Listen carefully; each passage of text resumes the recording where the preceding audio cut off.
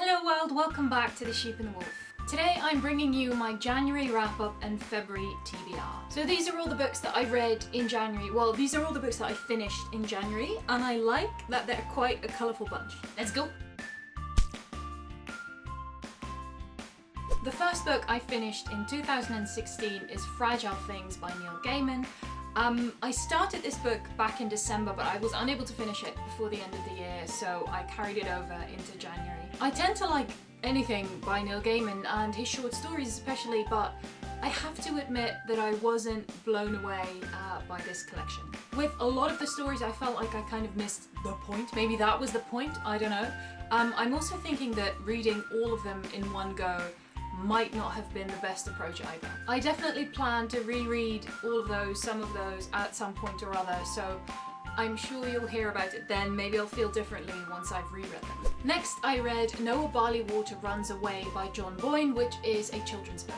It's about a boy named Noah Barleywater who runs away from home because of something that's going on there. I think it's interesting that as an adult reader you catch on pretty quickly to what's happening at home and what's made him run away, whereas children might take a bit longer to kind of connect the pieces. The world in which this is set is also an interesting combination of our world and something that's a bit more like fairy tale-esque or a bit like Wonderland maybe. It also made me think that maybe all of this is happening in a dream or something and it's not really happening to Noah at all. I also read The Magic Strings of Frankie Presto by Mitch, Albom, which I showed in a recent book haul video. This is an ARC. It says Advanced Reader's Copy or Advanced Reader's Edition in a very tiny font on the front cover, which I think is funny that they bothered to like emboss it and foil it and everything, but whatever. I like this book a lot more than I expected. I've read a couple of Mitch Albom's books and they're always kind of hit or miss.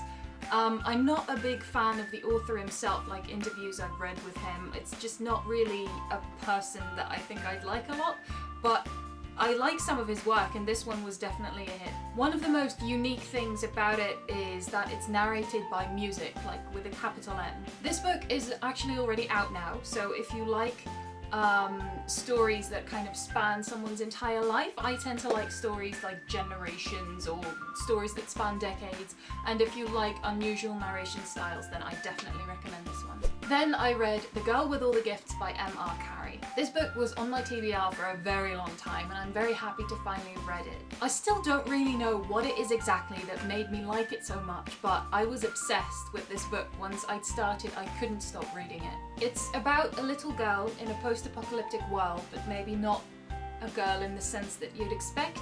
And there's also other points of view that kind of, you know, have their own chapters, and there's a bit of a twist ending as well. This edition has over 450 pages, but it was a super quick read for me. I think it took me like 2 days to get through all of it. After that, I read The Golem and the Djinni by Helene Wecker. I'm not sure what to do with her first name. I tried to look it up, but I couldn't find it. It's not like I didn't try. Anyway, this is another one of those books that's been kind of on my radar pretty much ever since it came out, but I just never got around to reading it until now. This book is set in New York mainly, takes place around 1899, I think that's the year when it starts. Unsurprisingly, it's about a golem and a djinni. I might review this book later, so I won't go into it too much now, but I will say that once I kind of fought through the first part, which was kind of, I don't know, didn't really capture me for some reason, I did end up really enjoying it. Finally, I started reading Fellside, also by M.R. Carey.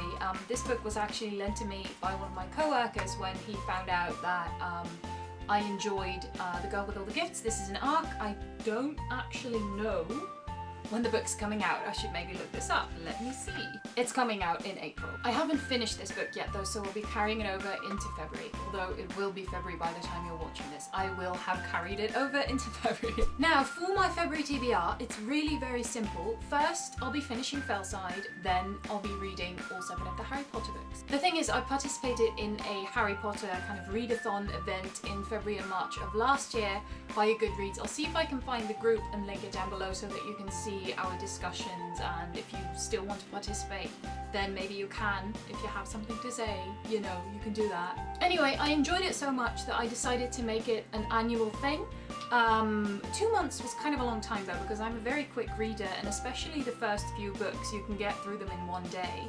So I decided to just condense it into 1 month because I think that's doable, and I actually think I will have time after reading all of the books to read some other stuff in February as well. Then I was also approached by Miriam, who runs a blog that I will link down below, because she is hosting the February Topic-a-thon, which runs from the 10th until the 14th, and basically it entails you picking a topic and read as much as you can within that topic during the readathon. Obviously, that's a perfect fit for what I'm already doing, so my topic will be Harry Potter, and I'm a pretty quick reader, like I said anyway, but in those days, like the 10th through to the 14th, I'll be trying to read extra and do a page count or something. Anyway, because I like reading the Dutch translations as well as the original, because they're good, but also for sentimental reasons, I decided to kind of alternate. So last year I did the English editions, this year I'll be reading the Dutch ones, and then next year hopefully I'll be reading the English ones again.